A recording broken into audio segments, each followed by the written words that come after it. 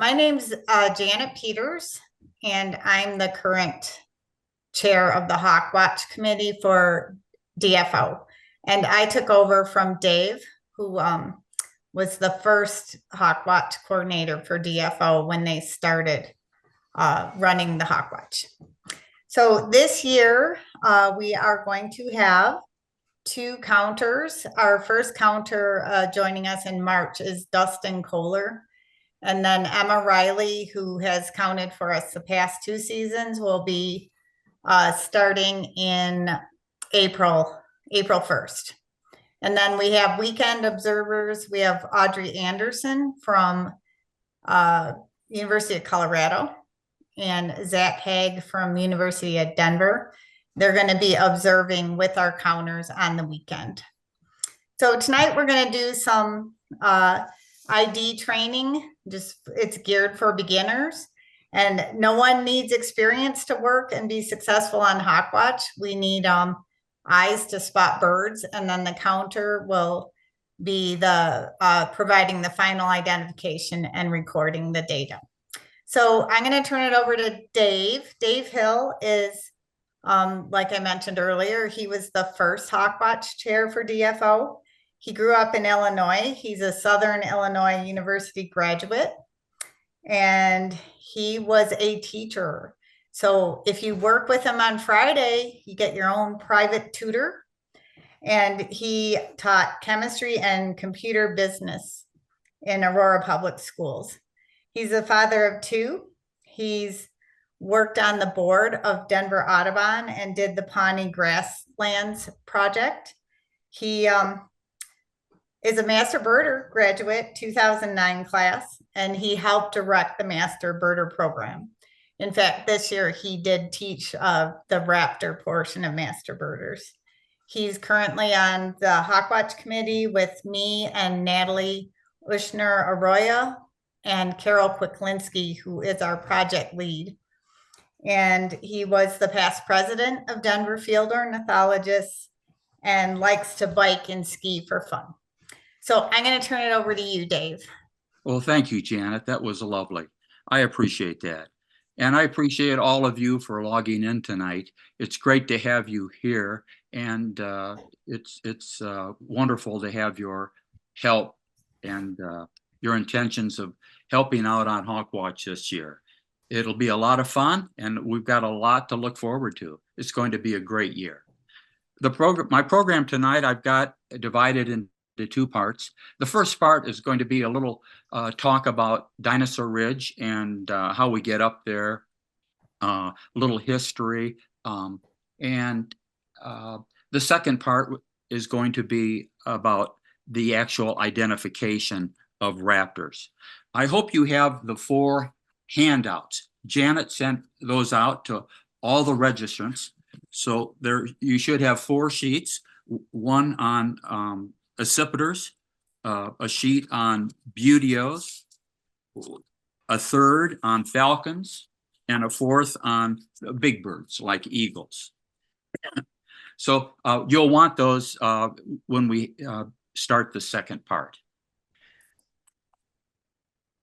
The little history. Hawkwatch started in 1990. Dwayne Nelson, on behalf of the fledgling Western Foundation of Raptor Conservation, now Hawkwatch International, selected the Dakota hogback for its favorable orientation for channeling migrating raptors and its proximity to the Front Range, so that we all could have an opportunity to get there. It's the only operating Hawkwatch site in Colorado, and it's been staffed on and off over the years. The big sighting was in '93 when we had over 147 migrating ferruginous hawks. The Bird Conservancy of the Rockies used staff to support Hawkwatch and build a volunteer pool. those people involved, Jeff Burek and Matt Smith, both helped out. Bird Conservancy gave it up in 2019, and it was going to die a slow death if the Denver field ornithologists hadn't picked up and agreed to support Hawkwatch as a citizen science project. So it's come a long way.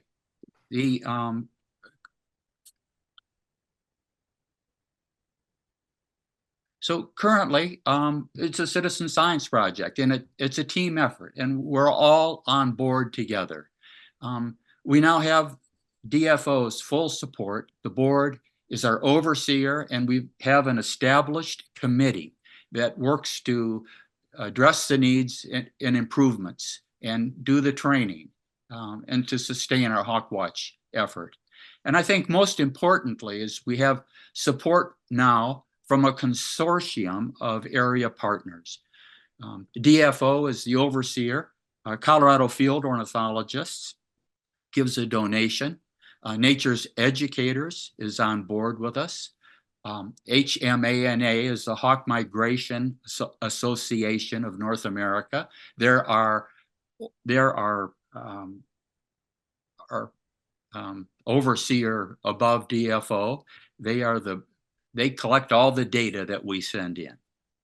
Jefferson County Open Space also supports us financially and in other ways with signage and support, trail maintenance, etc. And Denver Audubon too has joined us, and we are really appreciative of this consortium of support from the metropolitan area. Just a thought, just preparation before we would go up to Dinosaur Ridge. We're going to study and learn a little bit about raptor identification, and we'll get into that in the second part tonight. We want to check the forecast and dress appropriately. Once we're up on the ridge, we're kind of stuck. The only way to get off the ridge is to walk back down, and it's a good 20 to 30 minutes to do so. Once we're on the ridge, we've got the issue of weather, the sun, sunscreen, the wind chill, and those kinds of things that will just play an issue for us up there. So you want to be sure to bring some kind of a sun hat, your sunscreen, layers, lunch and water, binoculars and scope, if you have them. The field trip coming up on Saturday, you can, if you haven't registered for it, it's available on the DFO site. So be sure to sign up for that. I like to bring a box for my muddy boots. Often the trail is wet, muddy, can be icy, and so there's some issues on the way up. I usually put on some clean shoes before I drive home. The mud is like concrete or cement. It really sticks to the boots.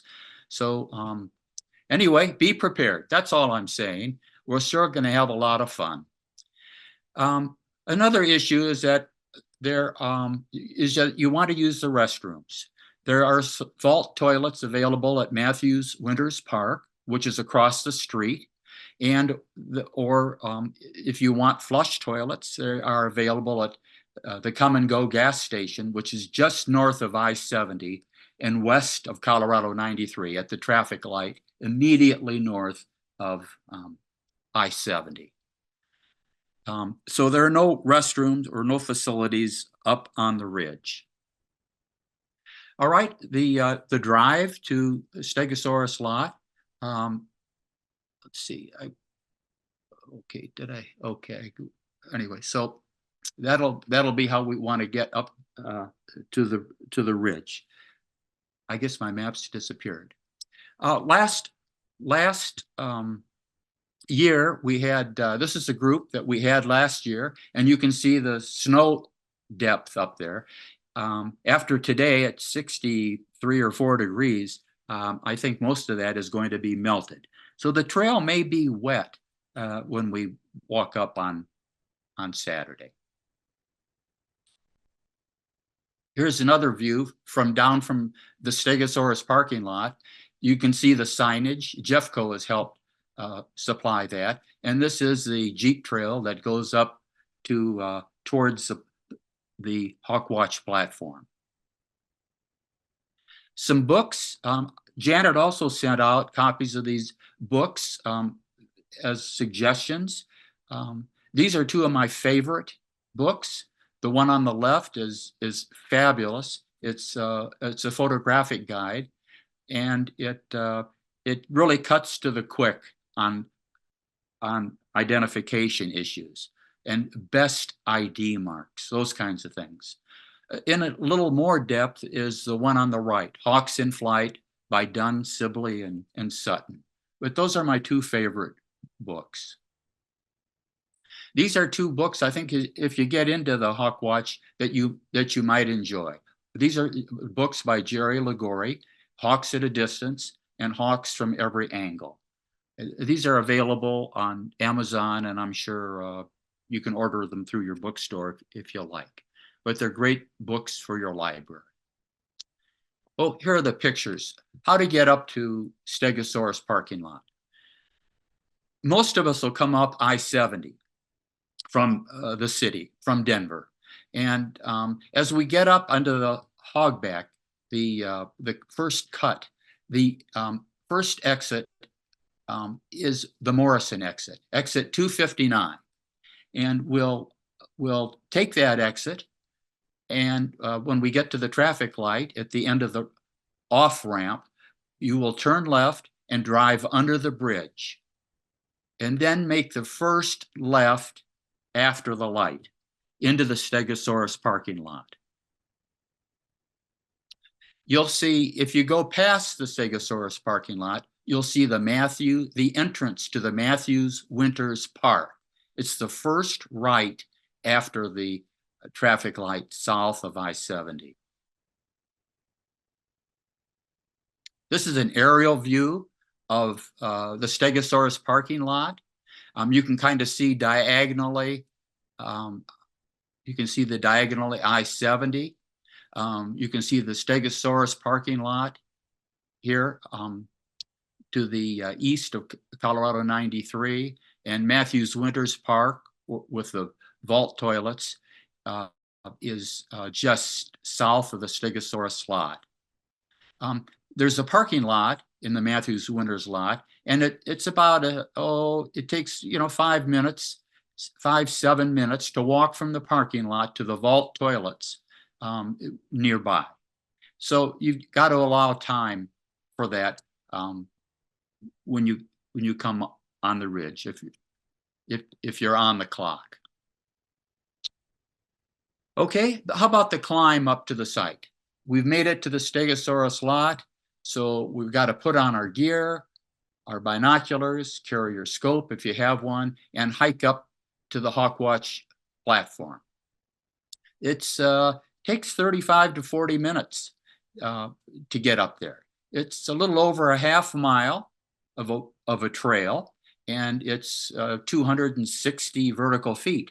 And that's kind of a feat. That's really work. We'll warm up quite a bit, a lot of body heat walking up, and it will require an effort. And then again, we may encounter all these issues: mud, snow, and ice. So hang in there. Here's again an overview, overhead shot of the Stegosaurus lot and the trail, which is it begins near the entrance of the Stegosaurus lot. We walk up the Jeep trail and then do a right turn up to the Hawkwatch platform.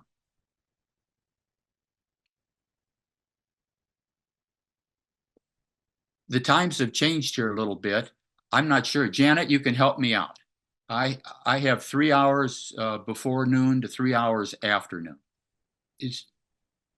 I'm here. Yeah, can you help? Okay, So, yeah, we are, this year, we're going from 9:30 to 3:30 before daylight. okay. And Nine, then after daylight, we're going 10 until 6.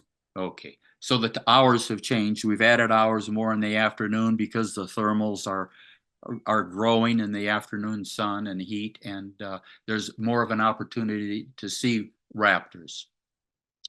The the the designated official counter is will be up there and takes notes, records the data, and tallies the data every hour.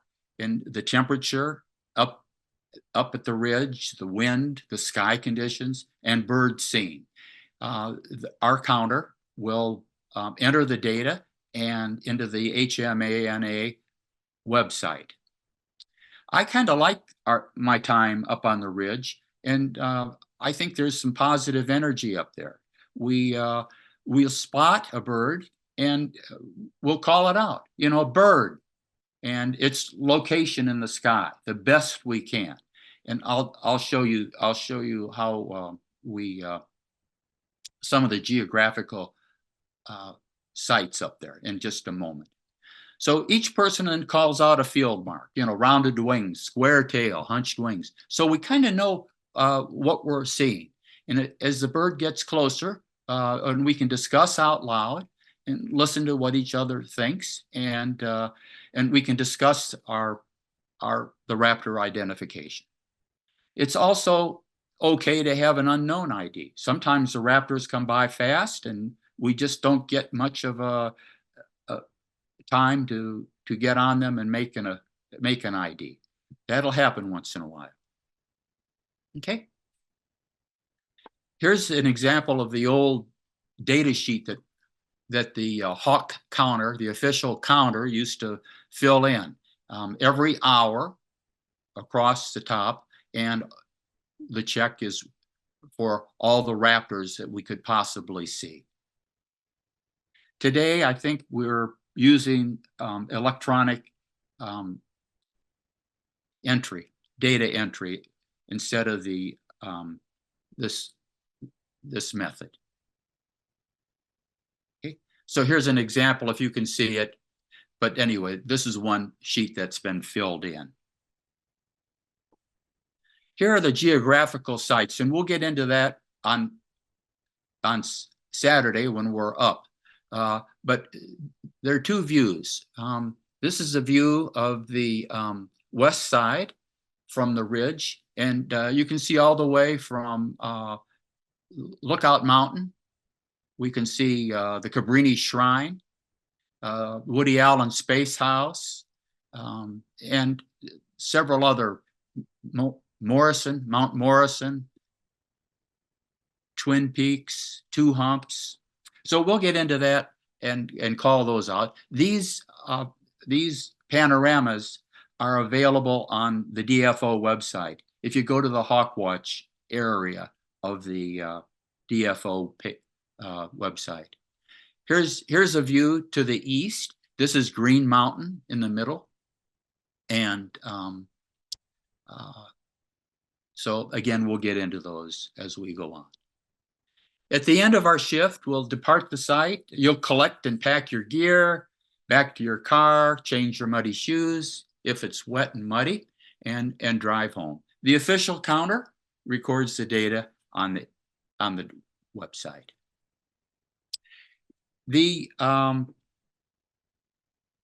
committee Janet runs the Hawkwatch volunteers calendar. It's a Google calendar. And here's a picture of our first month. This is February of this month. Tonight is the Wednesday, the 21st, for our Hawkwatch orientation, or our Hawkwatch informational meeting. The orientation will be at 10 a.m. Saturday. And Hawkwatch officially starts the first day down here on March 1st.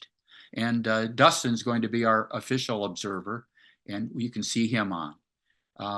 Janet will be up there on Friday, and Natalie and myself. So we'll need to sign up. If you want to volunteer, or you can, we'd really like to have you be up there. for a 4-hour shift if you can do it, or if you just want to come up for an hour or two and go, that's okay too. It'll be great to have you. The field trip is scheduled Saturday, February 24th from 10 to 12:30. And I believe we've opened up a second field orientation. Is that right, Janet?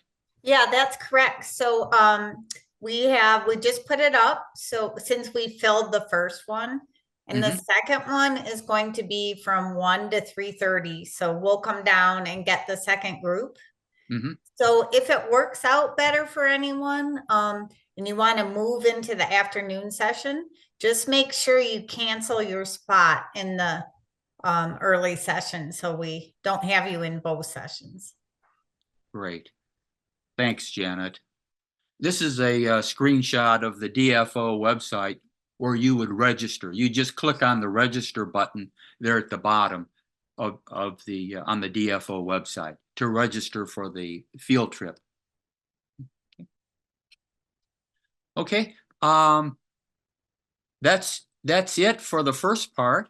We've got. I'd like to just take a 5-minute break. I've got to close this out. I've got to reopen my new PowerPoint, and hopefully you can locate those 4 handouts that were sent, that were emailed out on accipiters, buteos, falcons, and eagles, and we'll review each of those raptor groups when we return. So I'm setting the timer for 5 minutes, and I'll be right back. Okay.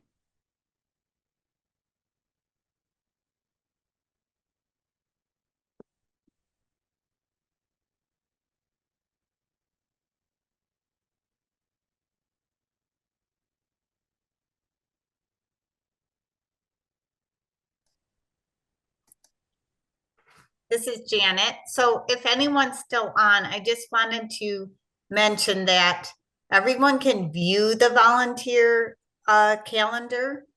So you can see where we need coverage and so forth, but you cannot schedule yourself. You just have so many volunteers. So if you have shifts in mind, just mail me directly, and you can link into my email off of the DFO site. Thanks. Well, okay, the thing is I can't see my notes. All right, let's see. That's well, all right, sounds good. All right.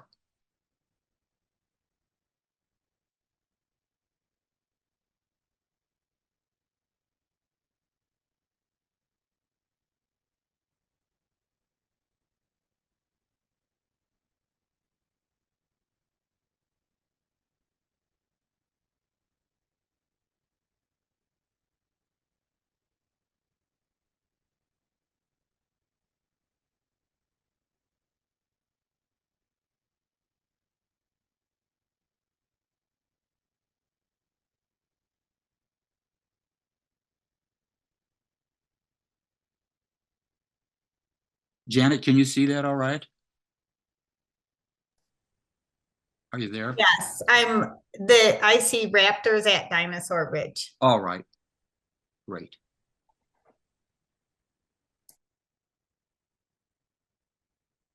Great. Got 2 minutes. Let me just.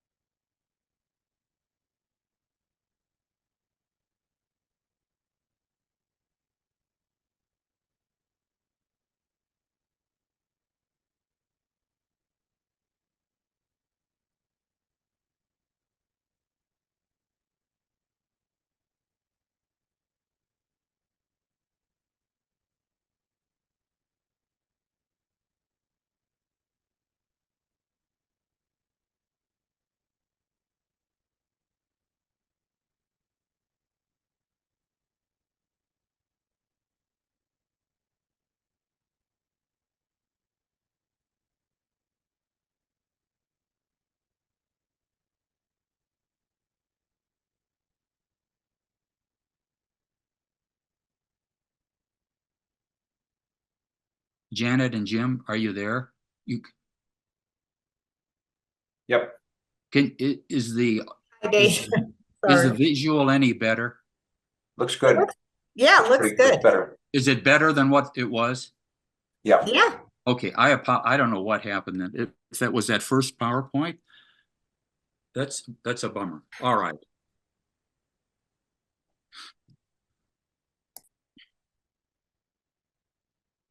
So hopefully this will stay well for us.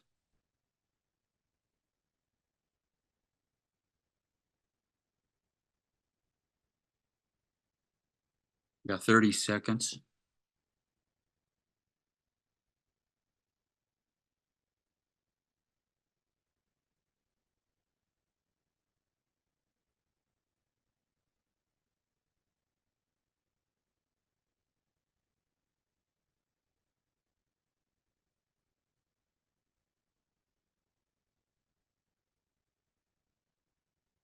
Okay.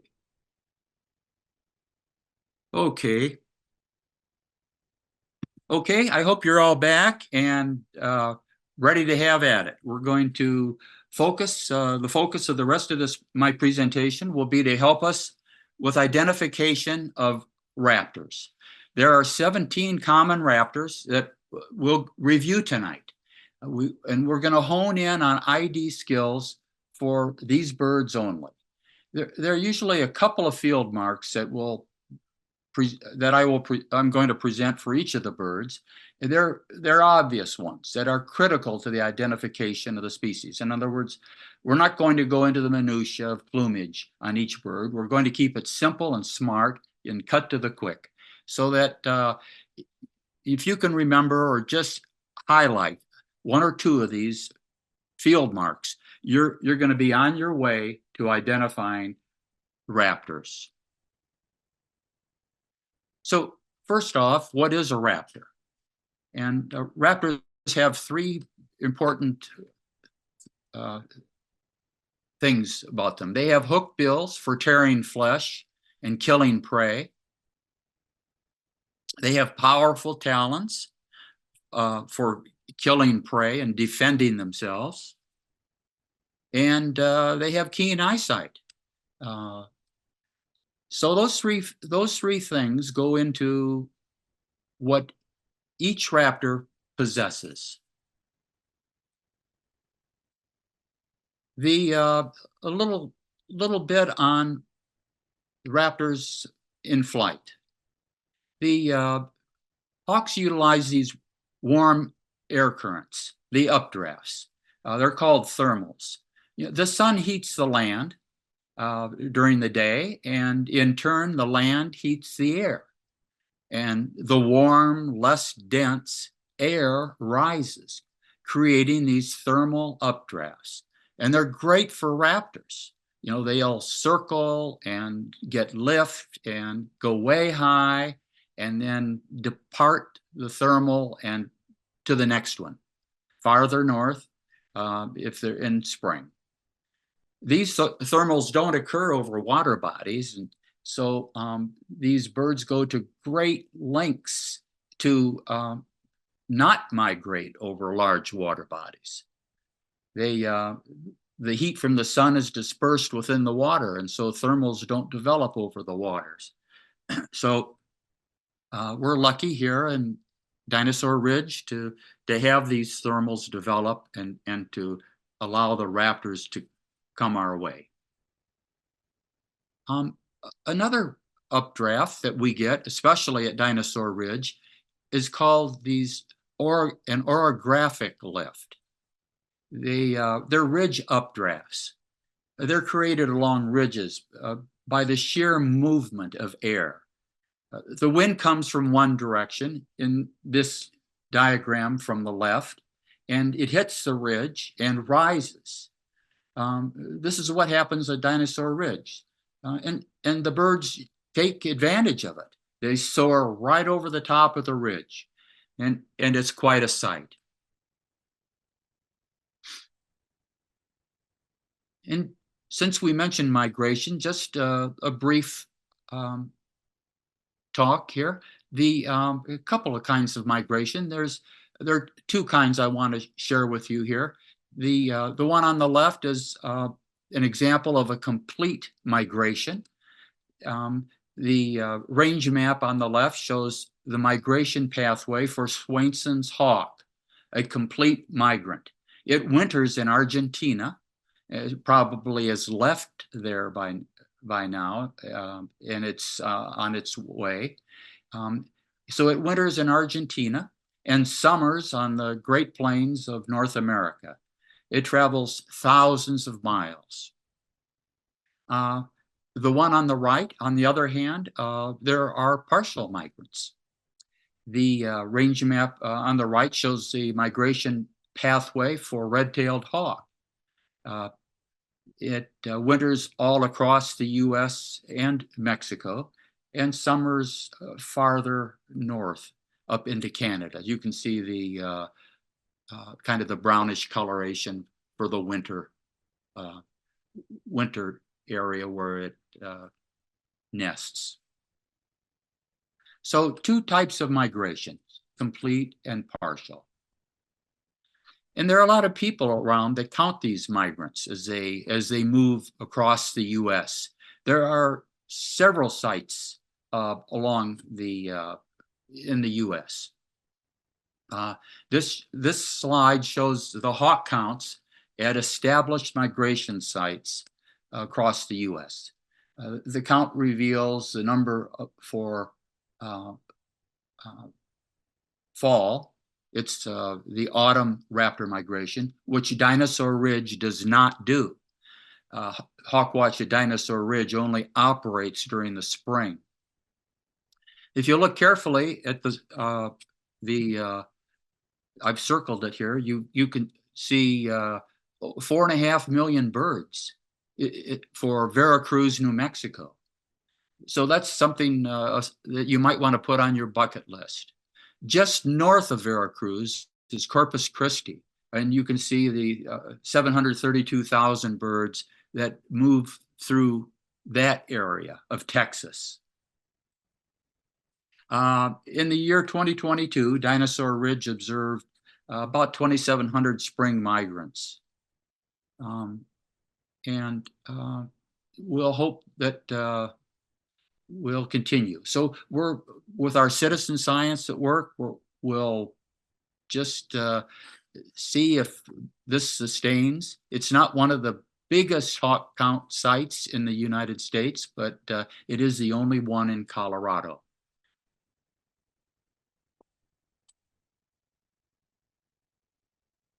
Anyway, it's a great data collection site. Well, okay, so how do you know what we're seeing? Well, there are three things we can look at for general impressions. Shape is very important. Size helps too, but it's only relative. It's hard to look up at the sky and see the size of a bird. Size is really helpful when there's something to compare a bird to. Behavior is another excellent field mark. So shape and behavior are really tops. Size also helps.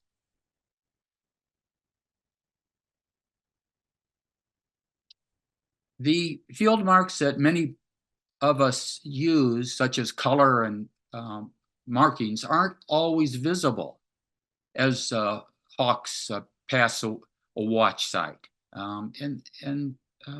So they can be result of many factors, such as how far they are away, the bright sky, or backlighting.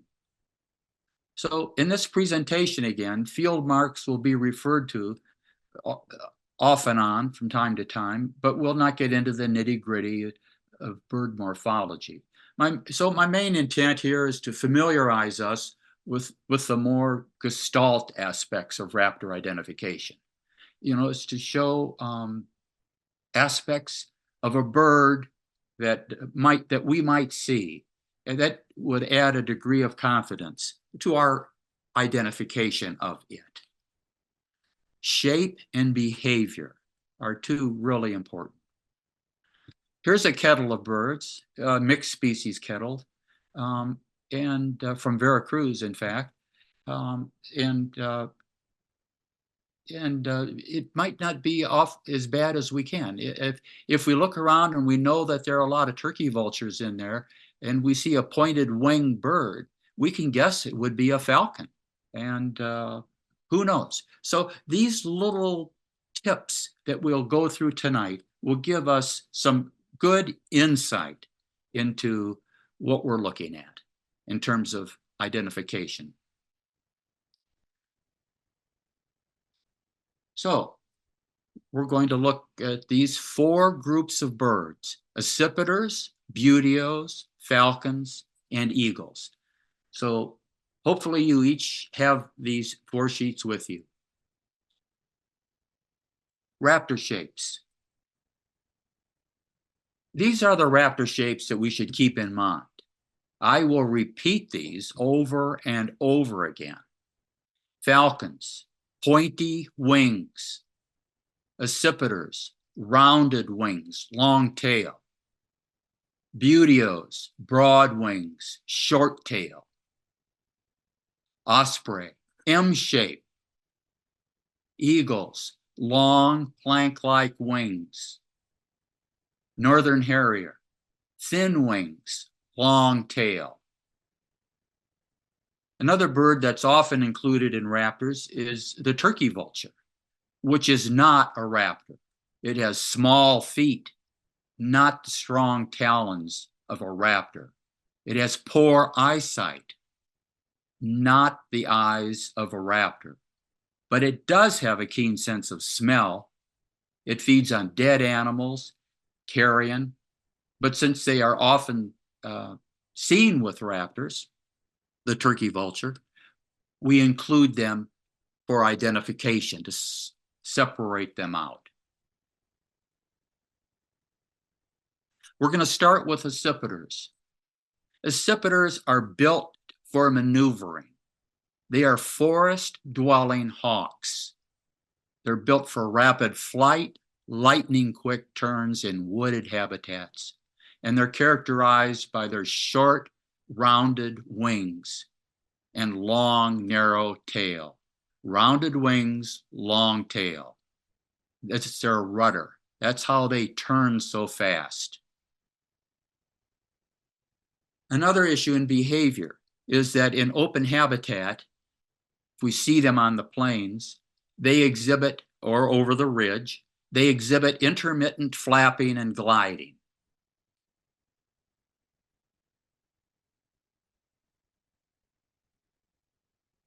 Accipiters typically fly alternating, flap, flap, flap with glide. Flap, flap, flap, and glide. This is a great clue to their identification. Flap, flap, flap, glide.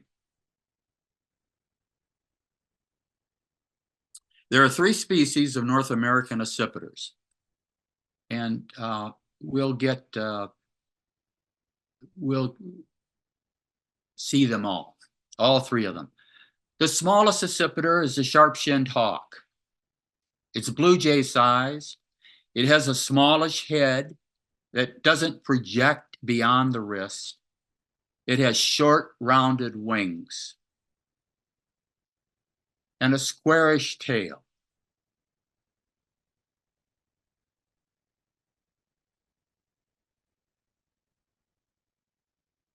Note the breast streaking on this bird. And I know that's a detail, and we often don't get to see that close on these birds that come over. But this bird has a streaked breast, and it makes it a juvenile. An adult would show orange barring. So sometimes we can see some color in the birds, and that kind of gives it away by age.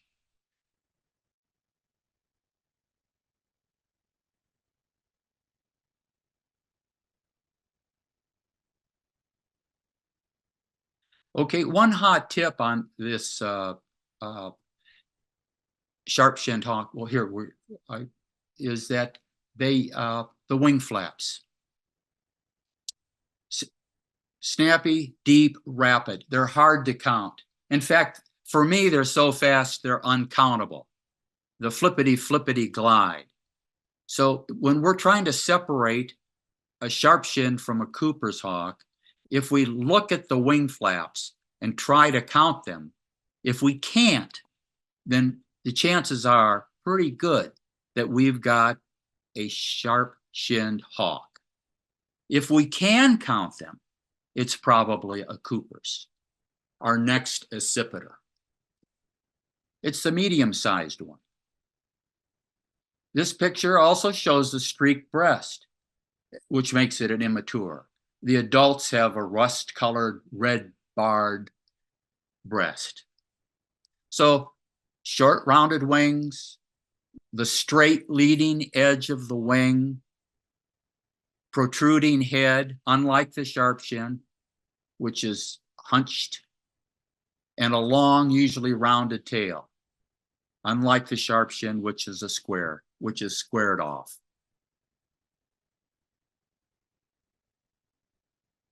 Wing beats, countable, stiff, shallow. Flappa, glide. They're slow. This bird is bigger, so its wing beats are slower. Flappa, glide. Countable wing beats. Here's an example of these two birds in comparison. The Cooper's on the right and the sharp-shinned on the left. The bird on the sharp-shinned has a squarish tail, sometimes notched, a small head. Notice that the wings are protruding, so it doesn't show much of a head projection. It's often called a flying T. Note the Cooper's hawk on the right with a protruding head, the straight leading edge, a rounded tail versus the squarish tail of the sharp-shinned. Sharp-shinned, sharp tail, sharp corners on the tail. Cooper's, the big C, rounded tail, sometimes referred to as a flying cross. Both of these birds, again, are streaked in the breast and are immatures. The third accipiter is our largest. Its body is like a 747, wide-bodied.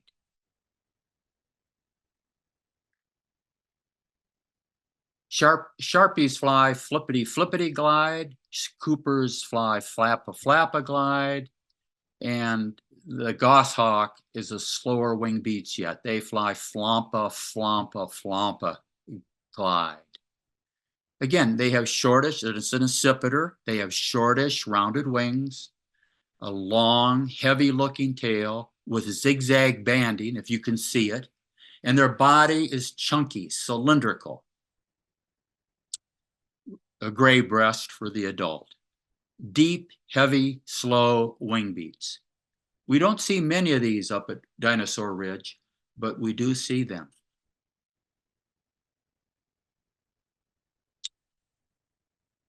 No field mark is visible on this blown up shot of an overhead goshawk. And yes, the shot does look fuzzy. This is a good example of how you might see this species in migration and why knowledge or familiarity with shape and behavior is so important.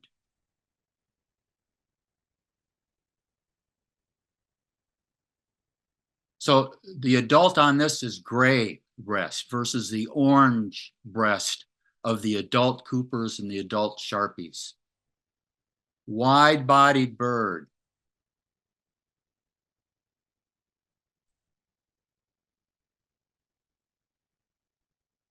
Okay, our next group of birds are the buteos.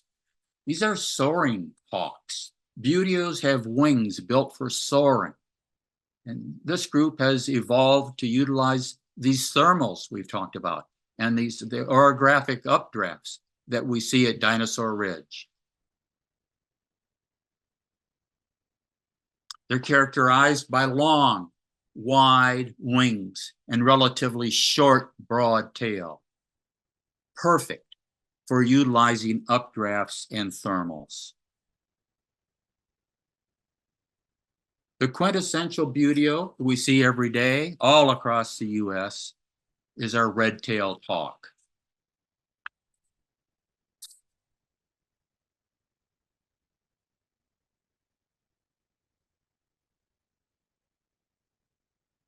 Here's a silhouette. Shape is important. Note the bulging secondary feathers on the back of the tail. Or back of the wing, I'm sorry. Okay. The squared off tip at the end of the wing. The bulgy secondary is so important, and the silhouette. The belly band is noted in this slide, but it's important to know that the belly bands can vary from very dark and dense to only few discernible specks. Note the dark patagial area. In fact, if you see a dark patagial area on a raptor, that's all you need to know that it's a red-tailed hawk. This is the only raptor that shows dark patagial area. The patagium are the feathers that cover the leading edge of the wing. You'll also notice the squarish wingtips. This one appears to have wing panels or like little windows of the wing, and that's true for many juvenile birds. So red tails are light morph western that we typically see around here, has a nice belly band. It also has a comma, but other birds show a comma too, so it doesn't confirm a red tail. Adults have a brick red tail from above. You can kind of see it below, but juveniles don't. Juvenile tails are faintly barred and brown, and this looks like a juvenile. It's beginning to show its rustiness.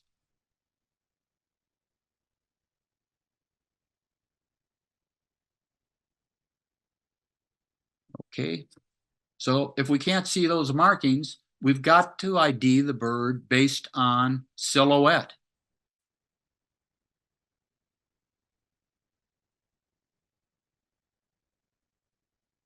So let's look at this bird more closely.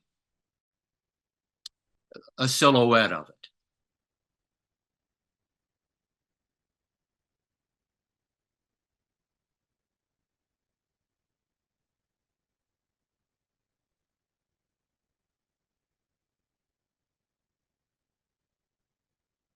Short tail, bulgy secondaries,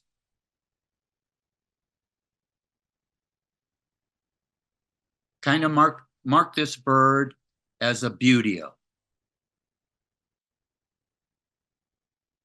And the bulgy secondaries kind of indicate that it's probably a red-tailed hawk.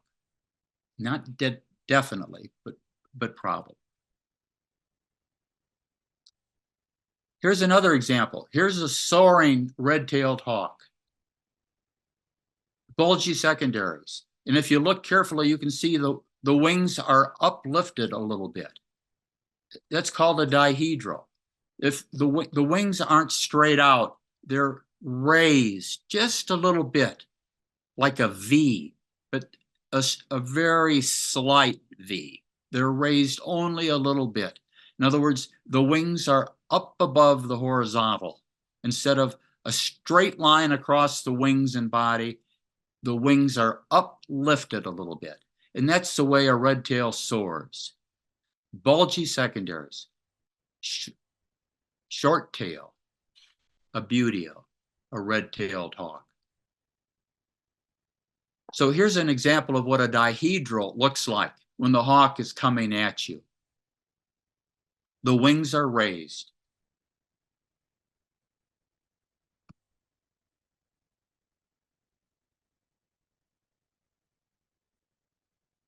Here again, we can barely make out the patagial bar. But the bulgy secondaries are real obvious here at this angle. You can see the belly band too. So this looks like a light morph western.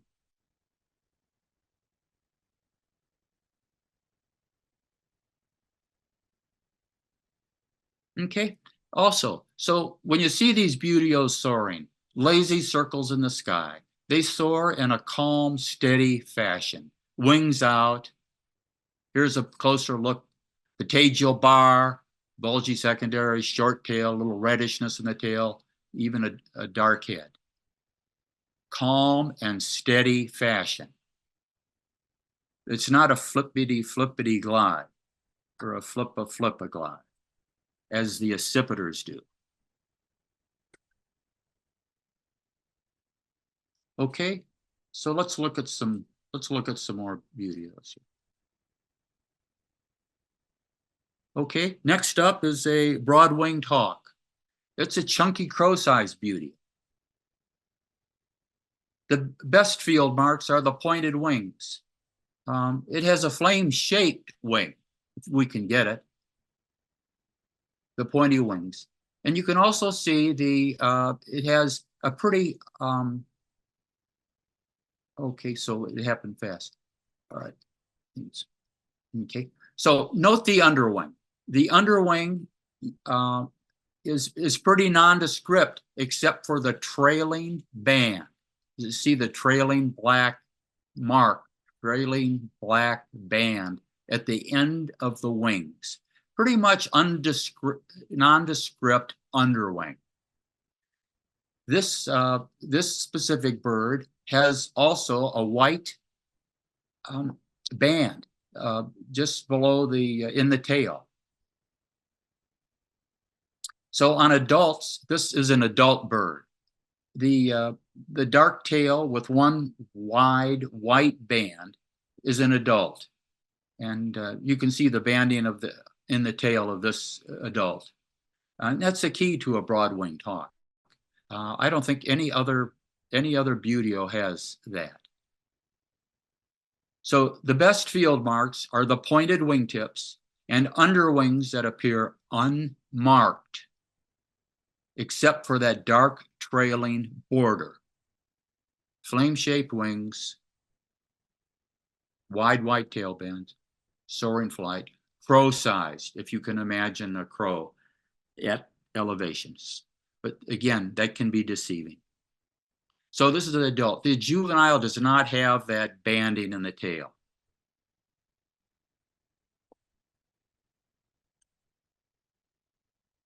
Sometimes flocks kettle. We don't see that much during migration, once in a while. Once in a while, we'll see them. We'll see the turkey vultures tend to kettle a lot more.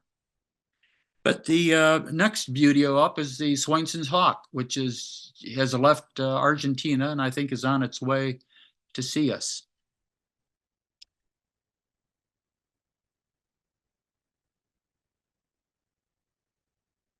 This bird has dark flight feathers. So both the primaries and the secondary feathers in the wing are black. Black, I understand, it helps the black pigment or the black compound in the feathers tend to make it strong. These are long distance migrants, and so they need strength in their feathers to keep them flying. So the trailing half the wing, dark, the leading edge, light. This is the long wing buteo of the prairies. So the Swainsons come in the spring, they nest up in the grasslands, some will nest in town. The wings are held in a dihedral. Dark tips on the primary and secondary feathers.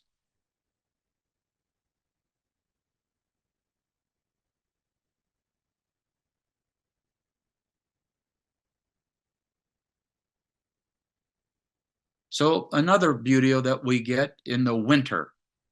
So we have them around in town a little bit. maybe one at the arsenal and so on. This is the rough-legged hawk. It's a bird that nests up in the Arctic, and it comes down during the winter.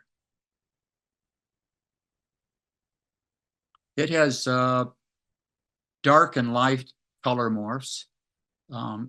The light morph has a belly band, but the real key on this bird, okay, is the tail band, the dark tail band, and note the carpal patches or the wrist patches, 2 dark wrist patches, 1 on each wing, right at the carpal joint, and also a tail band. Rough-legged hawk.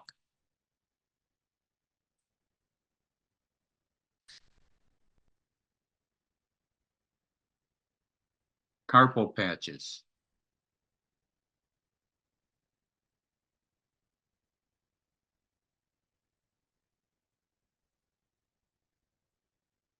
Yep, they have a belly band, if you can see it. The females are much more extensive, having a belly band. The males don't. So the white base of the tail and the dark tip on the tail for the rough-legged hawk. Our next bird is a ferruginous hawk. Here, the picture on the left shows an adult. And if you look carefully, well, okay, a couple of things we'll get into. The wings, note how big and broad that body is. And if you look at the wing, you'll see it's a real broad wing with a pointed tips. In fact, they're tapered hands. The hand of the wing is the tip. And you'll notice that this bird has tapered hands. Wide body, like a 747. Big wing. This bird was nearly classified as an eagle at one time. If you look carefully, you'll see a lot of rusty coloration in it. And you'll look at the leggings on the legs, they're rusty. This is for the adult bird. And that's how the bird got its name. Ferrous, related to iron, rust. The juvenile, on the other hand, on the right side here, is really white. You'll notice the leggings on it are white, but it does have tapered hands, and we'll get into that here a little bit. Broad body, tapered hands, adults are rusty.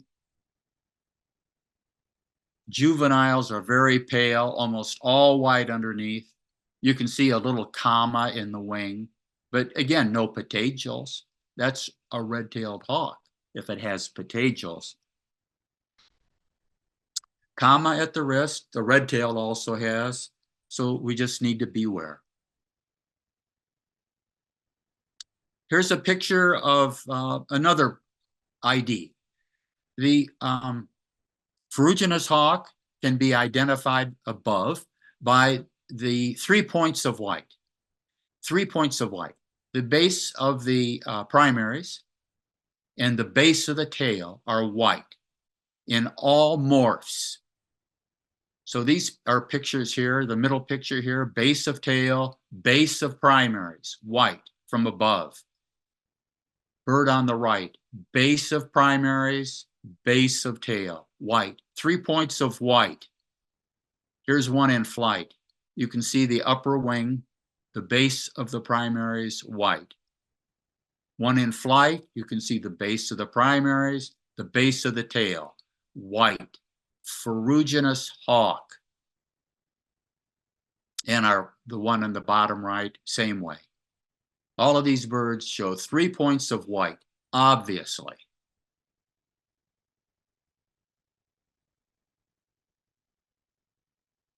So this is a ferruginous hawk, dark morph. These birds come in light and dark morphs. The dark morph means it has darker coloring. You can still see the comma in the wing. And from above, you can still see the white, and even though it's a darker bird, you can still see the white at the base of the primaries, and not in this picture, but the white at the base of the tail. So these morphs appear in other birds besides ferruginous. They're shown in red tails. You get dark birds. Swainson's hawks have them, rough-leggeds, and broadwings hawks. But that's nothing for us to worry about. It's just a variation, and we can get into the nitty-gritty another time. All right, our next group of birds are the falcons. They have sickle-shaped wings, long pointed wings. They are fast-moving raptors. They are built for speed. They rarely soar. They just flap their wings and they go like the dickens. Empowered rowing flight.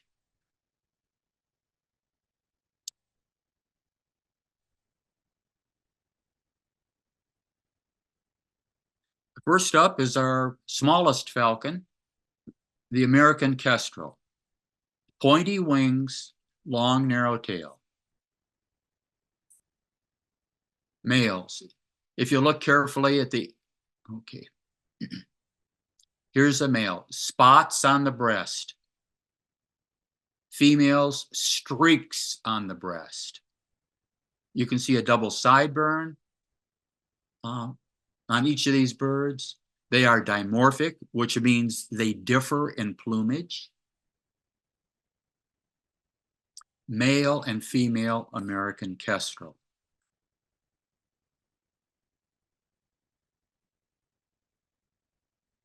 So here's a male. It has some bluish in the wings in these primary coverts. It also has a single dark band in the tail. And if you look at it through the light, notice these light bits at the tips of the primaries and secondaries across the trailing edge of the wing. And that's called a string of pearls. You see that in this bird when it's flying overhead. The female, on the other hand, shows numerous bands in the tail, does not have the blue in the wing, and it has a more subtle rufous back. The female on the left, the male kestrel on the right. So you can watch for the white dots along the trailing edge in both male and female. And again, it's called the string of pearls. It's kind of neat to see that. And again, you can see the single tail band here, and that would be indicative of a male American kestrel.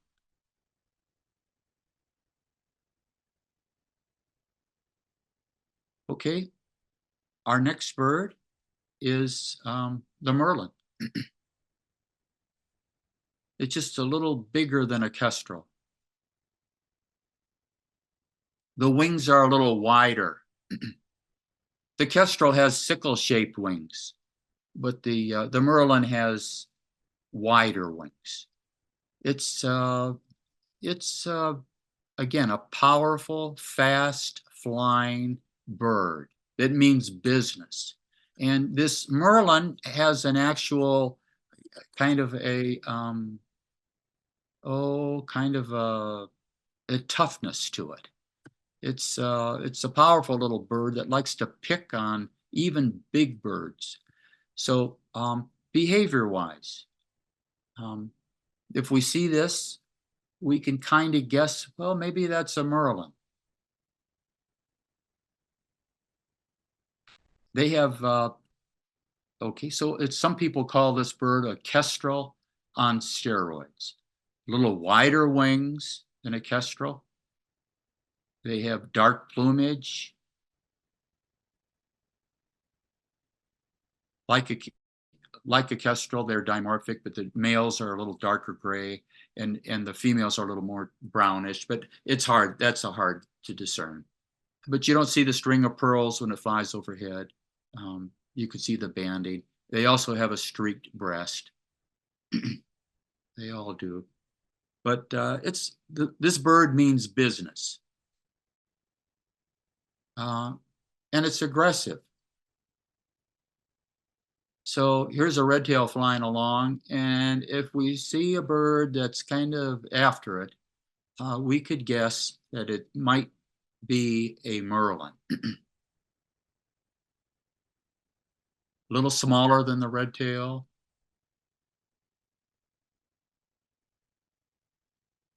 Okay. Next up is a peregrine falcon. It's a larger falcon. Again, pointed wings, long, thin tail, powerful deep flaps, fast flyer. And you'll notice some homogeneously patterned underwing. So that's kind of a key, the homogeneously colored underwing, the checkering across the underwing. And that's a key if you can see that. It also has a helmet. There's some better pictures here.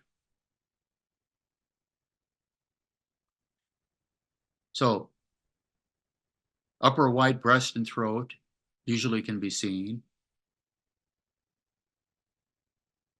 See the white breast.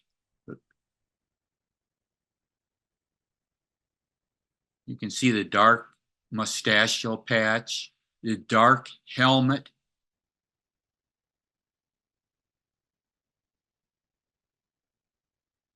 You can see the underwing homogeneously checkered.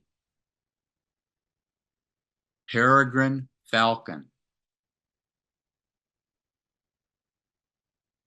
Pointed wings. Long, thin tail. Adult has gray barring on the breast. Again, the underwings. Homogeneously barred. The female has the streaks. The youngsters have streaks, just like an accipiter or some of the others. The young ones are streaked. Our next up is falcon is a prairie falcon.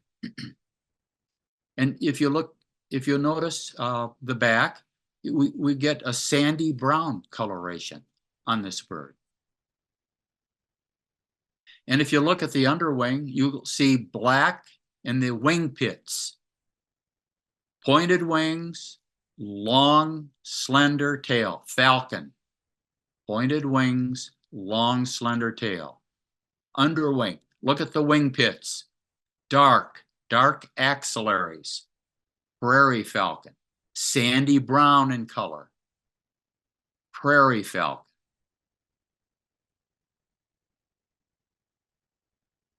Dark axillaries, sandy brown color, tapered tail. Okay.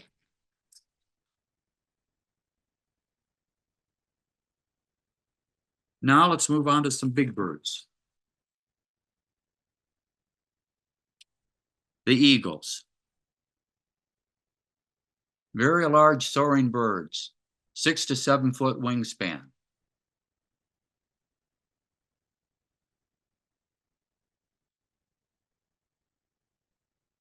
First up is our bald eagle. We're all familiar with this guy, the white head, the white tail, the adult bald eagle.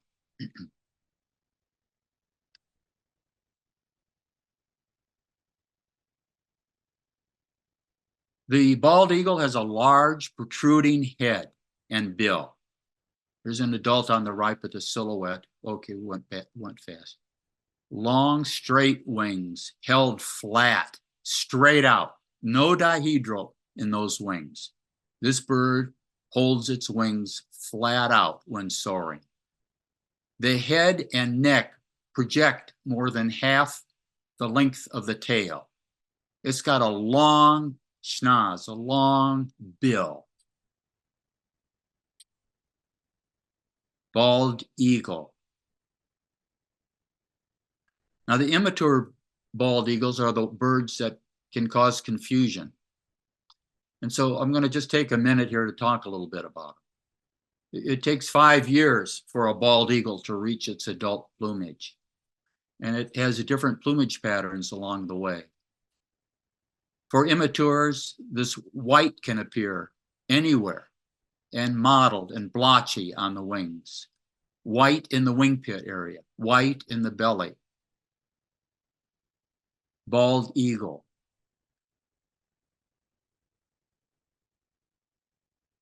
Large protruding head and bill, over half the length of the tail. Long, straight wings.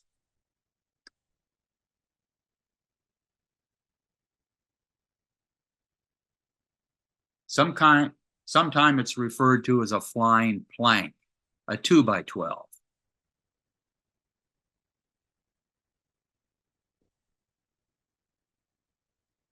We also have a golden eagle, a large, dark, soaring bird.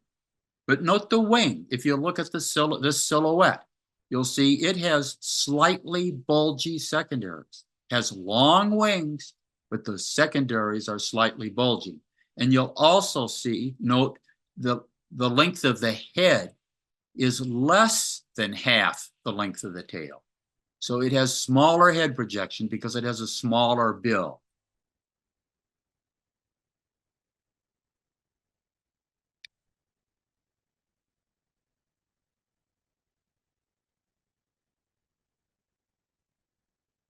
Smaller head than a bald eagle. Tail appears longer. And you'll notice the white, so you'll notice the curvy trailing edge of the wing, this bulgy secondaries. It tends to show that. It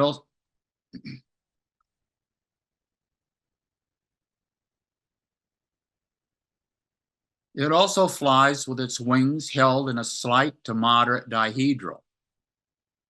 Both of these birds maintain steady flights. They just hold their wings out and go. Notice on this golden eagle, notice where the white is.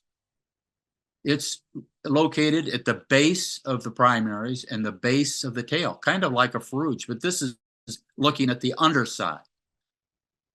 It's not blotchy. There is no blotchy white in the golden eagle. It can be tawny, but it's not white.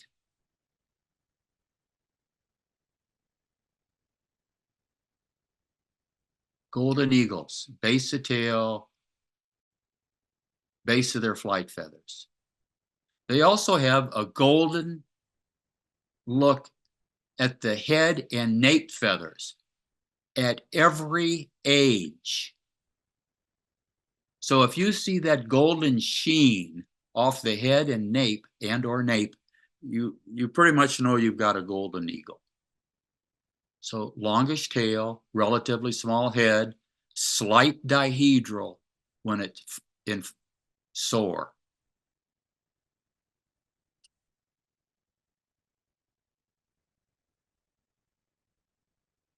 So the white patches on golden eagles restricted to the base of the tail and the base of the flight feathers.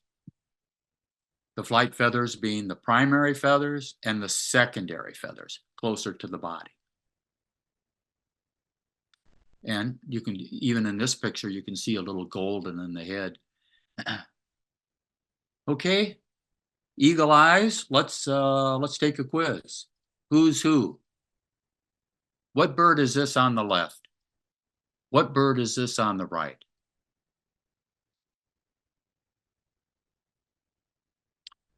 Okay, we see blotchiness in the underwing, blotchiness in the belly, long plank-like wings.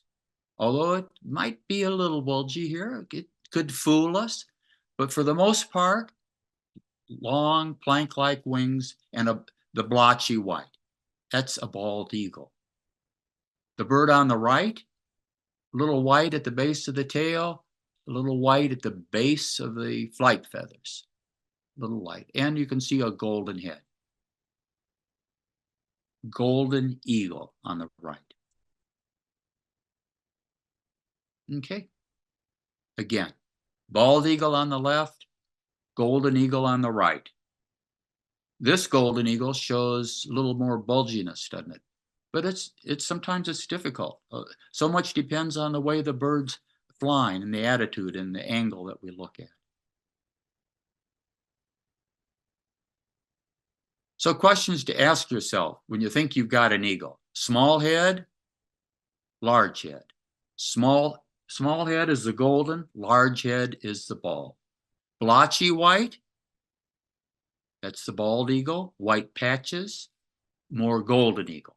The plank, straight out plank of wings, bald eagle. A dihedral, golden eagle.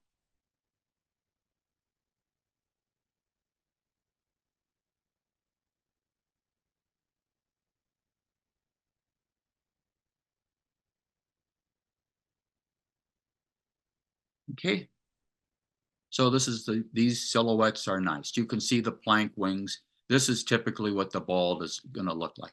And you can see here again, the wing shape is different when it soars overhead. Little bulginess on the secondaries for the golden eagle. All right, so how about some more big birds? How about this one? What kind of hawk is that? It's a big bird, and it often soars, but note the head. It's not a hooked bill, and note the tail. Well, it could be tapered, didn't it? Well, it's not a hawk at all. It's a raven, and we often see it up at Dinosaur Ridge. Ravens seldom are alone, and they flap more than hawks do, with strong rowing wing beats. And they catch our eyes, and they often fool us. We'll see them up there from time to time. So knowing their silhouette, just like a turkey vulture, which is not a raptor, it's important that we know that and can distinguish this bird from the raptors that we're trying to ID. The raven is really a big bird. It's actually 4 inches longer than a red tail. It has a 4-inch greater wingspan than a red-tailed hawk, and it's 8% heavier than a red-tailed hawk. So it's a big bird, and it can fool us. So I thought we needed to mention it. Okay, back to raptors.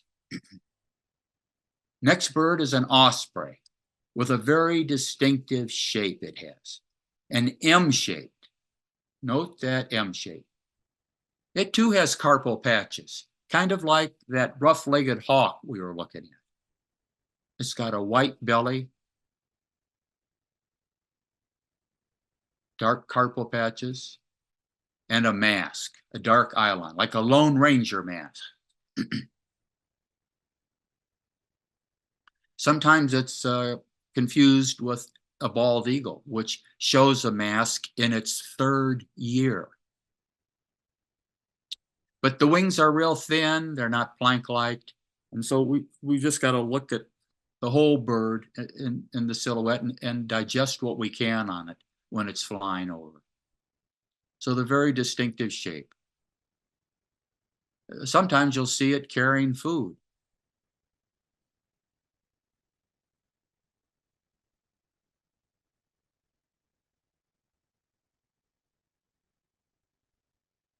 Okay. The females tend to have necklaces. You'll see a little, that's a little tidbit. The osprey shows a crook in the wing, the M-shaped. So M-shaped osprey. Here we go.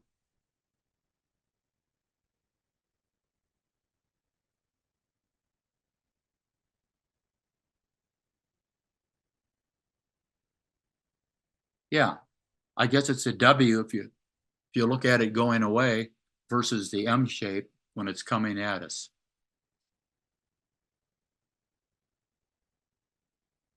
Our next bird is a northern harrier. 3 to 4 foot wingspan, long, narrow wings, slender body, distinct dihedral. The wings are held up at a very high angle. It also has a clear rectangular white rump patch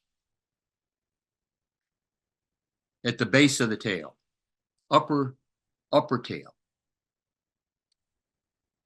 Slender body, and it's often, as a harrier, it's often down low. If you go to the arsenal or you go out on the prairie, you'll see it living up to its name, harrying prey, real low to the tips of the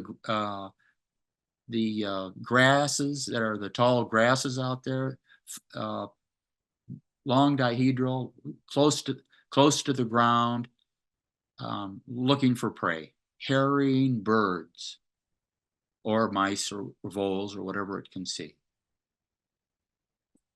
The females and young birds are brownish. The adult males are silvery gray above with white below. You can see the male on the right has black wingtips and a black bar at the end of the secondaries. That's the male. So dimorphism exists here in northern harrier. The female again is orangey brown.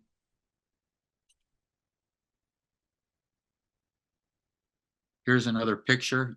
You can see the both genders again. You can see the white rump patch, obvious, a clear rectangular white rump patch on both birds. The long tail. Thin wings might be so obvious, but notice the wings are held up high in a strong dihedral.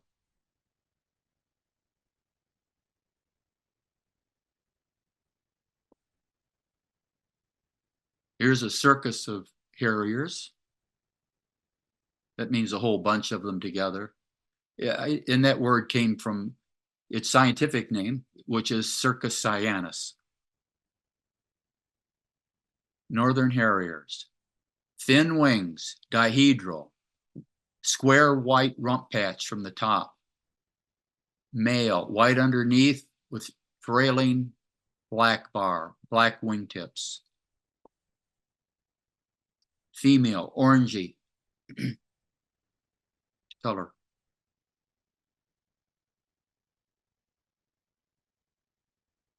Okay, here's another dihedral flyer. On the left, we have a harrier. Note the long, thin wings. And what's coming up here on the right? A big bird, the red head, an adult turkey vulture. It's a very large bird. And it floats through the air with a very prominent dihedral.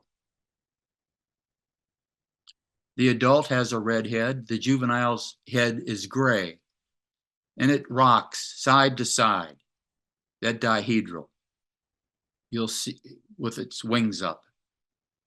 And you'll notice the underwing. Notice the underwing. The flight feathers on this turkey vulture are white with a leading dark edge. This is the inverse of the Swainson's hawk, which has dark flight feathers, strong, dark flight feathers, so for flying from Argentina to North America.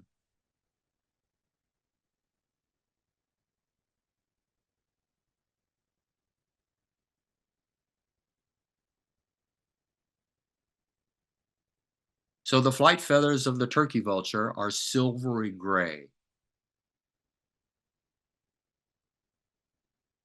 The flight feathers are the primary and secondary feathers. The primaries are the outermost flight feathers and the secondaries are the innermost.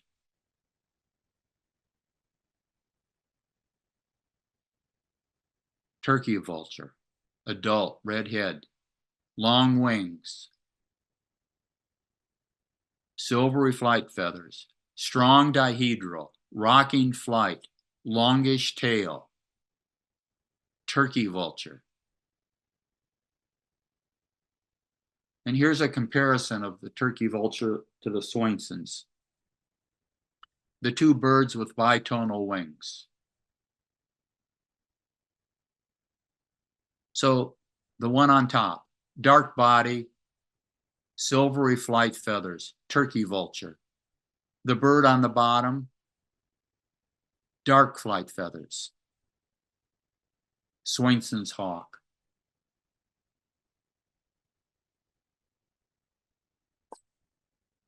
Okay, so what I'd like you to do, let's see, what I'd like you to do, I'm going to go back. What I'd like for you to do right now is to turn over one of the pages that you have, or get out a fresh sheet of paper, and we're going to do a little quiz. I'm going to show you 8 birds that we've talked about, and I'm going to ask you to try to point some field marks out on. Get the field marks off these birds, and if you can, make an identification. So we're going to look at these birds one at a time, and they're going to come quick, like we see them up at Dinosaur Ridge. They'll come quick and fast. So let's look at them. Let's try to get some field marks on them, and maybe an identification. Okay? So piece of paper, number 1 through 8. 8 birds are going to come flying across the screen right now. Okay, number 1.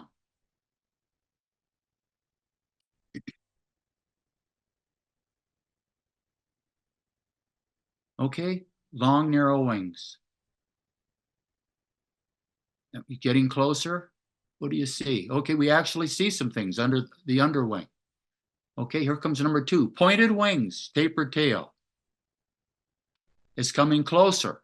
We're able to see a few more things there, special things. 3. Plank wings, plank-shaped wings, big schnoz. It's coming closer. Mottled underwing. 4. Pointed wings, long tail. It's coming closer. Homogeneous underwing. Dark helmet. 5. Hunched forward wings, small head projection, square tail. It's getting close. 6. Patagial marks on underwings. Are it? Yes. And bulgy secondaries. 7. Rounded wings, long tail, straight leading edge to the wing. 8.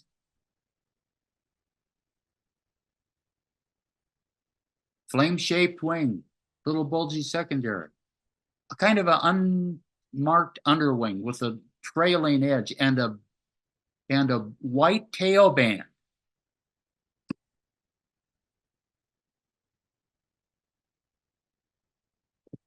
Okay, so let's look at these one more time. Let's look at these answers.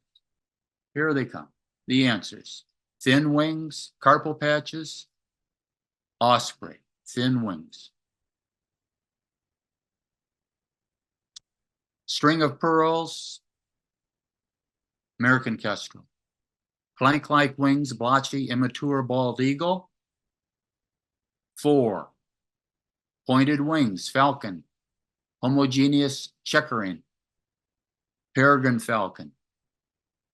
Hunched wings, square tail, accipiter, sharp-shinned hawk. 6. Patagial bar, red-tailed hawk. 7. Head projection, straight leading edge of the wing, long tail, accipiter, Cooper's hawk. Tail band, undescript underwing, trailing dark edge only, broad-winged hawk, adult. So I hope you scored 100% on those. I've got a group of more raptors that we talked about, and I'd like to go over these one at a time real quickly and call out the marks as I see them and have you follow along with me. So we'll start with this first upper left-hand bird, and we see a long head, tail, more than half the length of the tail, blotchy underwing. So we would guess that would be a bald eagle, immature. Okay, roundy wings, long tail, straight leading edge to the wing, head projection. Cooper's hawk. 3, string of pearls, black tail band, American kestrel, male. 4, I see it looks like, homogeneously underwings, which is close, but it has a nice banded tail and streaky breast. So that makes this a Merlin.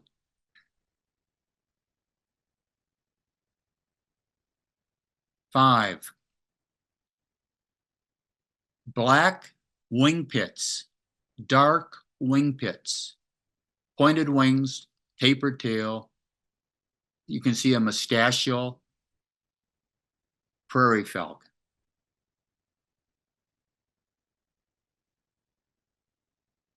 Homogeneously checkered underwing.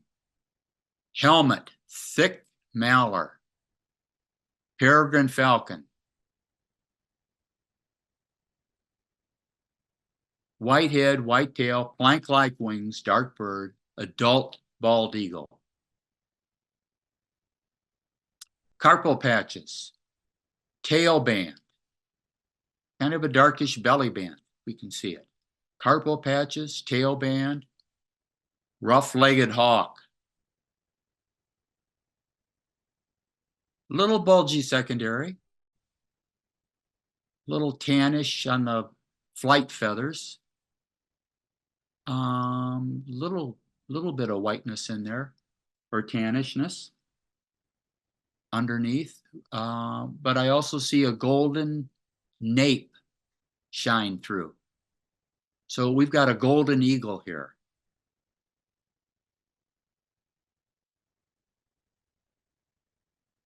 Seven. Well, I don't know what that one is. Notice, and I don't think I mentioned it, but notice the facial disc on this bird. It's owl-like. You see the rounded owl-like facial disc. Okay. Thin wings. This would be a northern harrier.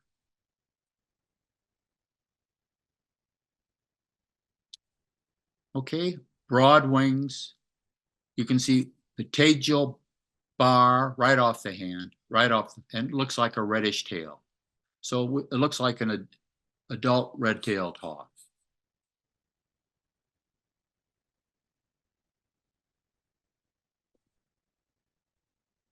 White at the base of the primaries, and each wing, white at the base of the tail. Adult golden eagle. Here's a hunched wing, wrists forward, not much head projection at all, square tail, long tail, rounded wings, sharp-shinned hawk. Next bird.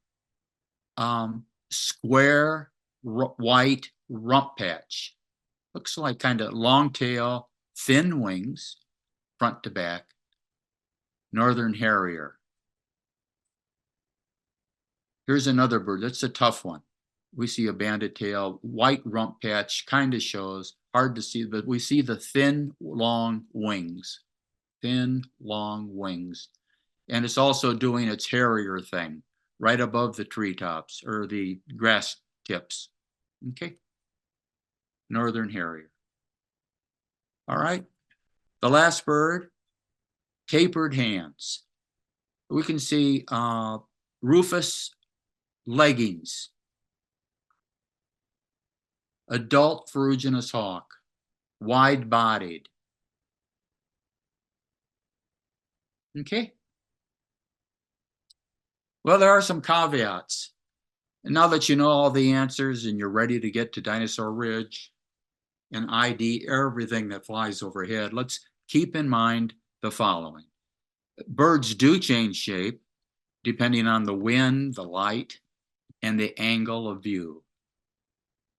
So a falcon may glide, or in a glide may spread its tail and soar on a thermal. So we just really can't go by one thing. It's hard.